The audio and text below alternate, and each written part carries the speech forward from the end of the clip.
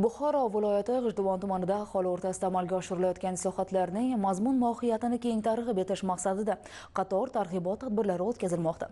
Unda hududda olib borilayotgan bunyodkorlik ishlari, mahallalarda aholi bandligini ta'minlash borasidagi amalga oshirilayotgan ishlar xususida batafsil ma'lumot berildi.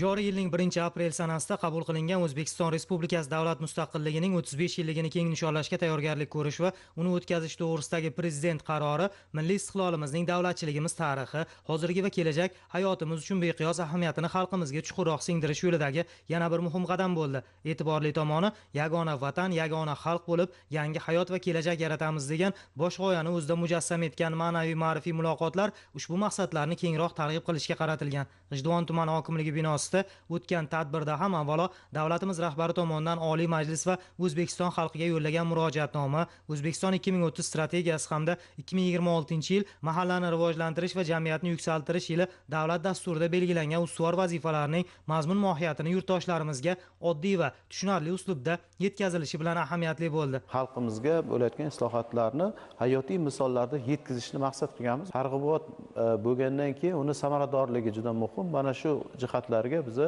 bugungi tadbirda e'tibor berdik. Jonajon O'zbekistonimizda bo'layotgan islohotlar mazmun mohiyatini keng targ'ib qilinadi.